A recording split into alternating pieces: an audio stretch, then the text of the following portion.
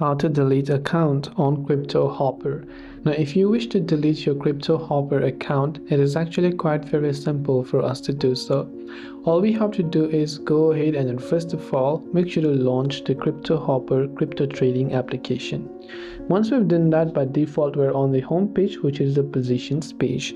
But let's say we want to delete our account. So to delete our account, go to the more icon located at the bottom right of the screen. Once you tap the more icon from here, you'll find many options. One of the options we're looking for is delete account, so just tap on it.